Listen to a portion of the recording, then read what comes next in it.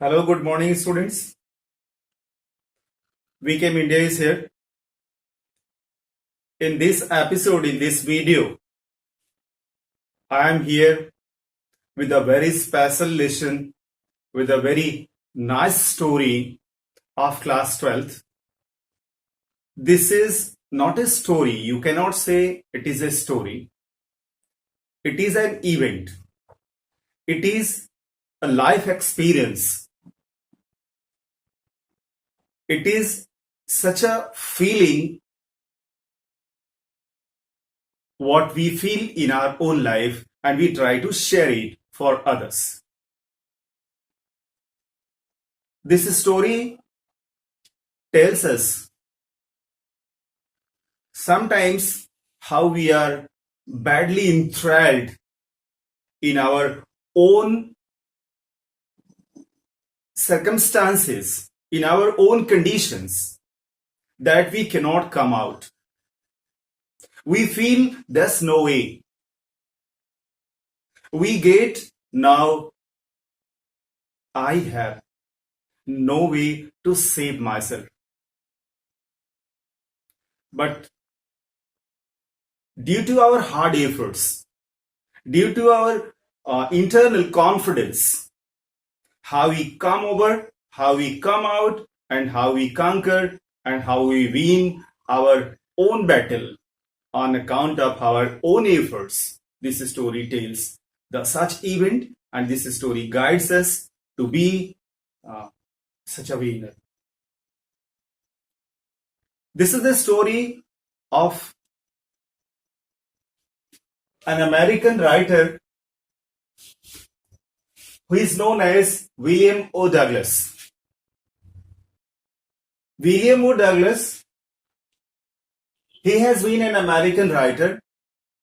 He has been very famous writer in America, not only in America, in English literature. He has got a renowned name. O. Douglas, from 1898 to 1980, he served this world through his write-ups, through his stories, and through his creation, literary creation.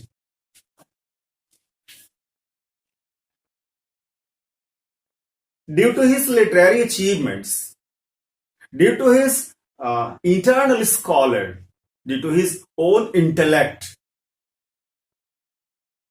O. Douglas became the personal advisor of American President Franklin Roosevelt. You might have heard about him. And he has been his personal advisor. And he worked for more than 25 years or 30 years. And then he got retired.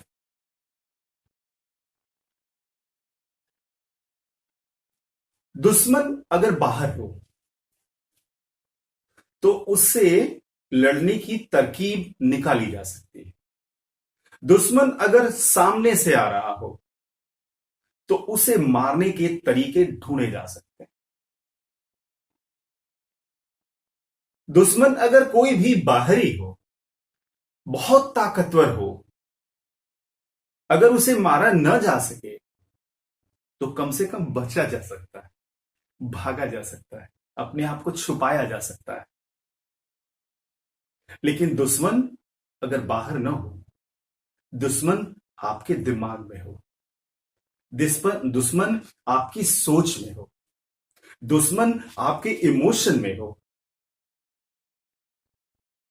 तो उससे कैसे लड़ेंगे? How will you fight against it? Who will help you? बाहर से अगर कोई दुश्मन आ रहा है तो हमारे चार साथी दोस्त हमारे साथ खड़े हो सकते हैं, हमारे परिवार के लोग खड़े हो सकते हैं, पुलिस है, सेना है, हमारे पास बहुत सारे रिसोर्सेज हैं अपने आप को सिक्योर करने का. लेकिन स्टूडेंट्स, अगर दुश्मन यहां है, दुश्मन हमारे मन में है, दुश्मन हमारी धारणा में है, दुश्मन हमारी सोच में है, दुश्मन हमारे कॉन्फिडेंस में है, वो हमारे कॉन्फिडेंस को ही खा जाए, वो हमारे कॉन्फिडेंस को ही खत्म कर दे, I don't think that it's an easy battle. It's an easy fight. The such fight, about a such fight, the writer goes to attract your attention. The writer goes to call you. The writer goes to make you beware. आपको सावधान करना चाहता है कि जो दुश्मन बाहर होता है उतना मजबूत नहीं होता, जो दुश्मन अंदर होता है that one is very much strong, and you have to get an internal fight, an internal strength. Through your internal strength you will fight against your internal enemy, and if you are able to prove yourself stronger than your enemy, then you will win, you will conquer. आपकी जीत होगी. लेकिन अगर ऐसा नहीं है तो it is not easy to go beyond. It is not easy to go ahead. It will stop you. Story का नाम है sorry, this is not a story. पहली बात मैं आपको मना कर दूं कि आप इसे स्टोरी समझ के मत पढ़िए. इसे आप एक इवेंट समझ के पढ़िए, एक घटना समझ के पढ़िए, और राइटर के एक्सपीरियंस को समझने की कोशिश करिए. यह स्टोरी पढ़ने की नहीं, फील करने की चीज है.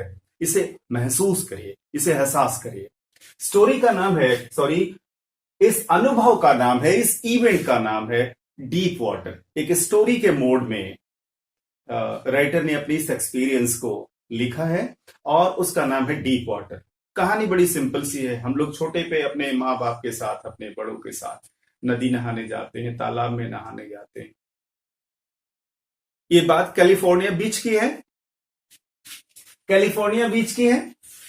राइटर अपने फादर के साथ कैलिफोर्निया बीच पर जाता है. बहुत छोटा सा है, अपने पापा की गर्दन में लटका हुआ है वो, और पापा समुद्र में कमर भर पानी में खड़े हैं और समुद्र की लहरें आकर उससे टकरा रही हैं और उसे डर लग रहा है. उतना छोटा बच्चा इतना बड़ा पानी का महासागर नहीं देखा है. अचानक से एक बड़ी सी लहर आती है और वो बड़ी सी लहर अपने पिता के सीने से चिपका हुआ है. वो पूरी तरह स्वस्थ है, वो पूरी तरह श्योर है.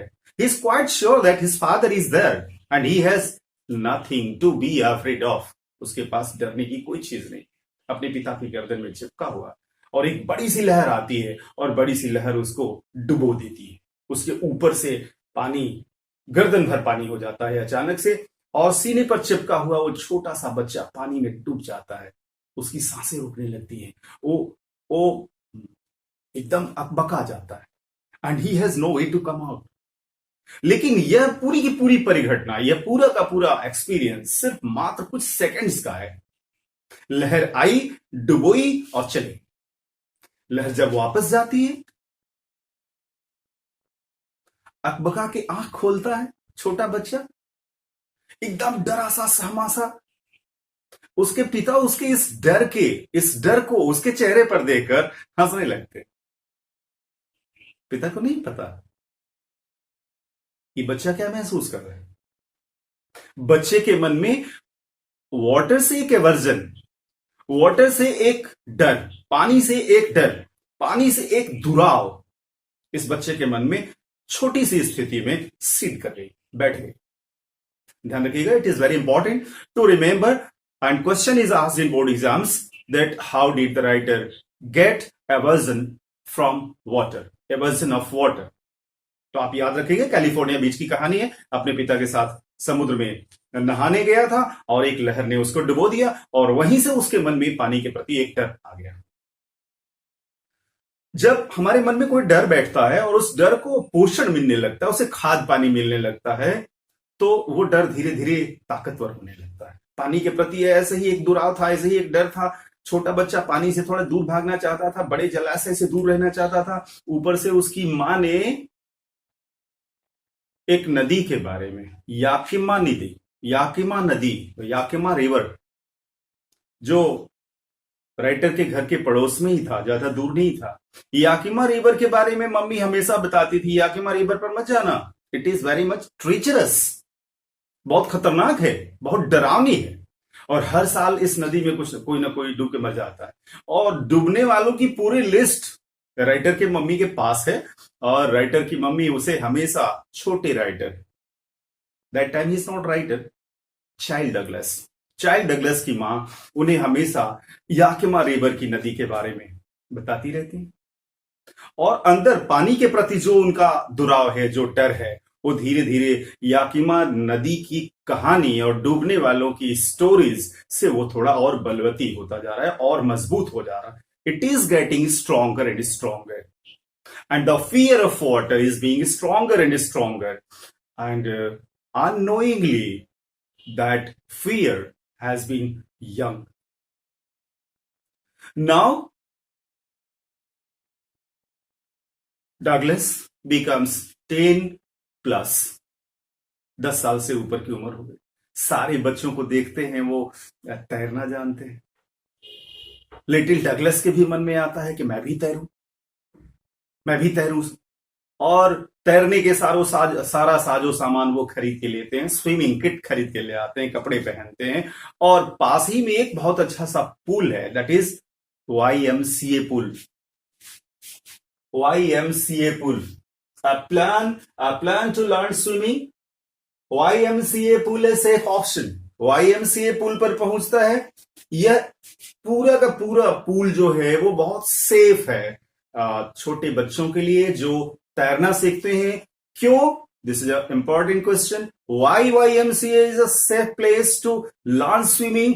Because its dip is not very deep, बहुत गहरा नहीं है। Total dip of this YMCA pool is only 9 feet, 9 feet की गहराई है इसकी। पहला कारण। दूसरा कारण, this dip is a swallow deep, एकदम अचानक से 9 फीट नहीं, एक धीरे धीरे इसकी गहराई बढ़ती है। इन दो कारणों से YMCA pool is a safe place, a safe water place to learn swimming for children. Writer Douglas also goes there, and very first day he gets some problems to go into water because he has little aversion to water and he doesn't want to go there. One thing more, he is a very shy natured boy and he never wants to be naked before public. Still, he has to learn swimming and he wears swimming dresses and he gets into water, and very first he is very much afraid and fearing water is everywhere. Still, for some minutes, for some times, he gets used to, इनसे थोड़ा सा use to होता है और बच्चों के साथ थोड़ा उछल कूद मचाना शुरू करता है। Now he is being used to and he is not getting any problem. This is first day, second day, third day, 2 or 3 days are passed. Now कहते हैं कि जब हम कोई चीज नई नई सीखने चलते हैं तो हमारे अंदर अति उत्साह होता है। अति उत्साह। नई नई साइकिल सीखने चलते हैं तो रात में 12 बजे भी अगर मौका मिल जाए तो हम साइकिल लेकर सड़क पे निकल जाएंगे। बाइक सीखना शुरू करते हैं तो कोई रिश्तेदार आया, उसी की बाइक लेके निकल गए सीखने के लिए। आने के बाद मार भले पड़े, स्टिल वी डू इट। जब हम कोई नई चीज सीखने चलते हैं तो अति उत्साह होता है, मन करता है कितना जल्दी से जल्दी सीख लें, कितना ज्यादा से ज्यादा काम कर लें। Little Douglas, child Douglas is also going to learn swimming and he has also the same sense to learn swimming as soon as it's possible. As soon as it's possible. So one day alone he reaches there. एक दिन अकेले YMCA pool पर पहुंच जाता है, दोपहर का समय रहता है और वहां पानी इतना साफ है कि ऊपर से बॉटम तक आराम से देखा जा सकता है। It is so neat and clean.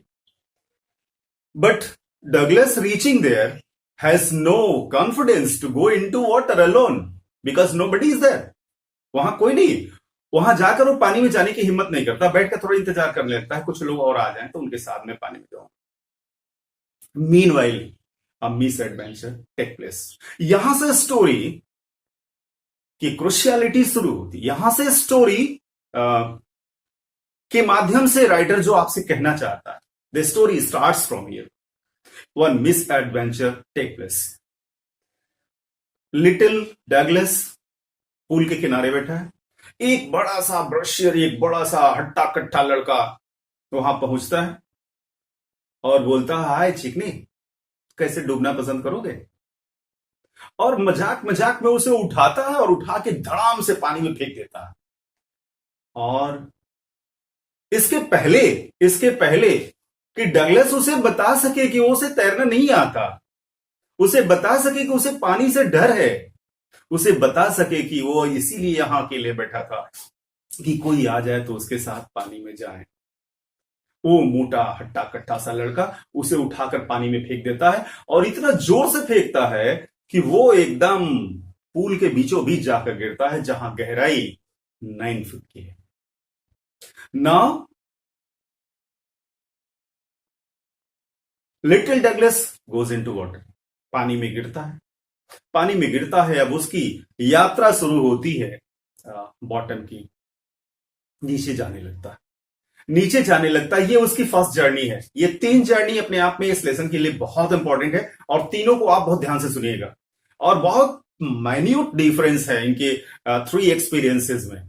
The very first little Douglas, child Douglas starts going to the bottom and he has not very much too much fear in his mind.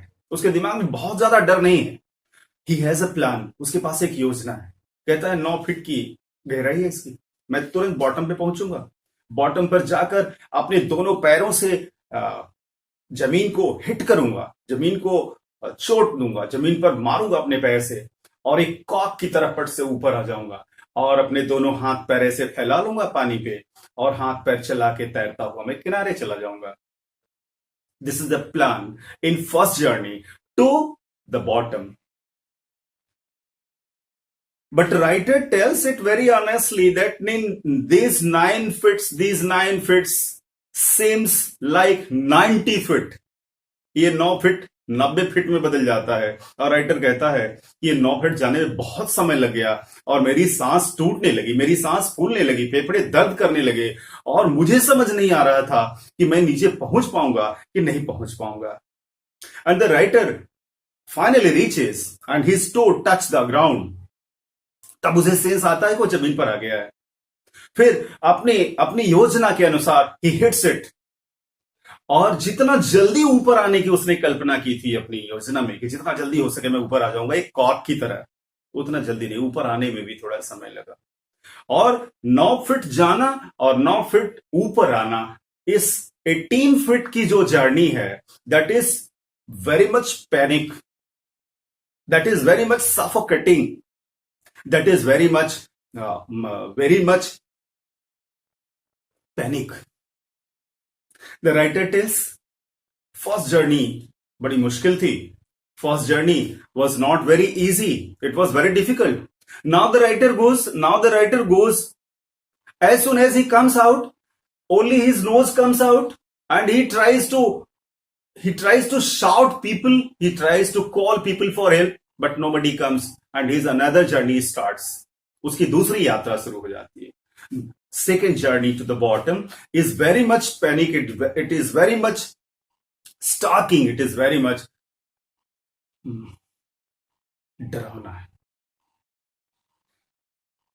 Little Douglas जमीन पर जा रहा है, 9 feet की यात्रा, अर्थात वो डूब रहा है। और दूसरी बार जब बॉटम पर जाने की उसकी यात्रा शुरू होती है तो गला चोक हो गया है, मुंह से आवाज नहीं निकल रही है, आंखें खोलने पर येलो टिंट्स दिखाई दे रहे हैं पानी के, कहीं कोई सुनने वाला नहीं है, कहीं कोई आवाज देने वाला नहीं है। लेकिन इसके बाद भी राइटर का सेंस, लिटिल डगलस का सेंस काम करता है और योजना उसके दिमाग में वही रहती है कि जमीन पे जाएगा, जमीन को हिट करेगा, ऊपर रहेगा, फिर अपने हाथ पैर फैलाएगा और हाथ पैर फैला के पानी पर तैरता हुआ किनारे चला जाएगा।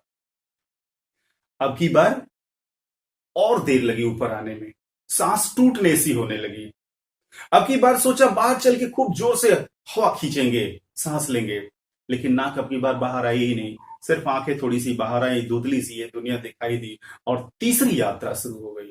Third time the writer started going to the bottom and third time का जो एक्सपीरियंस है वो 2 बार के एक्सपीरियंस से थोड़ा अलग है। राइटर कहता है अब मुझे जल्दी नहीं है, now I am feeling relax, अब सांस भी नहीं फूल रही, अब बेहोशी छा रही है, अब ऐसा लग रहा है सारे कष्ट खत्म हो गए। अपने माँ के टेंडर आर्म्स को वो महसूस कर रहा है, उसे लग रहा है जैसे माँ के गोद में मैं सो जाता हूं, इसे मुझे नींद आ रही। He feels drowsiness. कहता है अब मुझे लग रहा है कि जीवन की डोर खत्म हो रही है और लड़ने भिड़ने और पानी से टकराने और पानी से लड़ने की एक अघोषित नाइटमेयर से लड़ने की अब सारी जद्दोजहद खत्म हो गई है और अब आराम से नीचे जाना है, जरा भी जल्दी नहीं है, कोई कष्ट नहीं है। And the writer starts going to the bottom and he when he loses his concept, कह रहा है कि the writer Douglas says that he has crossed the sense of oblivion. Oblivion एक स्टेट होता है, एक हमारा मानसिक स्टेट होता है, हमारे मस्तिष्क का एक स्टेट होता है, जहां एक वो अवस्था जहां के बाद से हम इस दुनिया के बारे में सोचना, बोलना, सुनना, समझना, देखना सब बंद हो जाता है। थोड़ा सा इनर सेंस जिंदा रहता है, जिसको दुख, दर्द, कष्ट, मोह, माया कुछ नहीं होता। The such state is known as oblivion. And the writer says that he has crossed oblivion and now he has no way, now he has no hurry to reach the bottom. तीसरी यात्रा उसकी ऐसे, तीसरी यात्रा का वर्णन, तीसरी यात्रा का जो एक्सपीरियंस है, that is far different from first and second.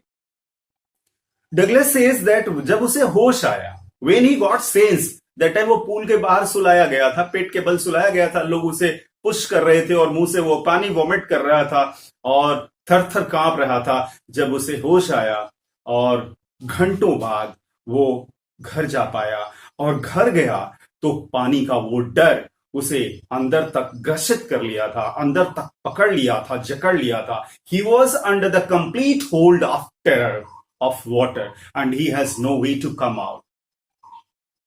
Douglas expresses the shape of fear, the figure of fear that is very much dreadful. कह रहा है कि जब मैं अपने बिस्तर पर सोता हूं और एक छोटी सी हलचल आसपास होती है तो मेरा पेट दुखने लगता है, मेरे सीने में धड़कन बढ़ जाती है, मैं कांपने लगता हूं, मुझे वो डर जकड़ लेता है चारों तरफ से। धीरे धीरे करते करते ये लिटिल डगलस, ये चाइल्ड डगलस अब यंग हो गया है। इसके सारे दोस्त कैनोइंग पर जाते हैं, फिशिंग पर जाते हैं, गहरे समुद्र में जाते हैं और जब इसे कहते हैं चलने के लिए, हिम्मत नहीं होती क्योंकि अंदर का वो डर जो है अब जवान हो गया है, पानी में जाने की हिम्मत नहीं होती। इसे बड़ा बुरा लगता है, अपने दोस्तों को कैसे मना करे, अंदर से हिम्मत नहीं होती जाने की। अंदर ही अंदर एक युद्ध लड़ना, एक बड़ा सा दुश्मन, एक भारी सा दुश्मन, एक ताकतवर दुश्मन जो डर के रूप में है, वो राइटर के मन में बैठ गया है और उससे बाहर आने का उसे कोई उपाय नहीं समझ में आ रहा है। Douglas says that he has a plan to come over, he has a plan to come out. Now he thinks to repeat his swimming training. एक बार फिर से योजना बनाता है कि मैं तैरना सीखूंगा। डगलस की पूरी सोशल लाइफ तबाह हो गई है, सोशल रिलेशंस उसके जो हैं वो सब साथी दोस्त इसको सिंपली लेते हैं, कोई इसे अब ऑफर भी नहीं करता, चलो कैनोइंग पर चलते हैं, चलो फिशिंग पर चलते हैं। Writer has a plan to come over his fear और वो एक ट्रेनर बुलाता है, ट्रेनर उसको पुली से रस्सी में बांधता है और पुली से रस्सी में बांधकर पानी में उतारता है और टुकड़ों टुकड़ों में उसे तैरना सिखाता है। पहले पानी में सर कैसे डालते हैं, हाथ कैसे चलाते हैं, पैर कैसे चलाते हैं, कैसे अपने आप को पानी की सतह पर रख सकते हैं, क्या कर सकते हैं, सांसें कैसे लेते हैं और पानी में डूब कर कैसे हम तैरते हैं। तैरने के सभी तरीकों को उसका ट्रेनर टुकड़ों टुकड़ों में सिखाता है, पीसेस में सिखाता है, सबको असेंबल करता है और एक परफेक्ट ट्रेनर के रूप में ट्रेन कर देता है। कुछ महीनों की ट्रेनिंग में Douglas learned swimming and now he has no way.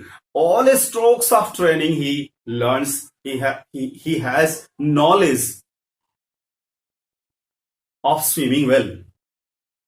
Trainer tells that my work is over. Now your work is there and you have to do yourself. Trainer चला गया, तैरने आता भी है, पानी में जाने पर डगलस अभी भी परेशान हो जाता है। वो डर उसे जकड़ लेता है। जैसे वो पानी के बीच में पहुंचता है, ये डम हो जाता है, हाथ पैर सुन्न हो जाते, दिमाग काम करना बंद करता है, लगता है अब डूब जाएगा। Douglas tells that I have not to fight against water. I have not to fight against the depth of water. I have not fight against the current of water. I have to fight against my fear. Badly seated in my mind. Now, he tells that once he was swimming over the pool, and at the middle of the pool, that fear came and it tried to frighten me. वो डर मेरे सामने आया और मुझे डराने की कोशिश किया। मैं मुस्कुराया और कहा, तुम डराना चाहते हो, हम नहीं डरेंगे। एक बार तैर के उस पार चला गया, उस पार से तैर कर फिर एक बार चला गया। जितनी बार डर लगा उतनी बार उसको क्रॉस किया।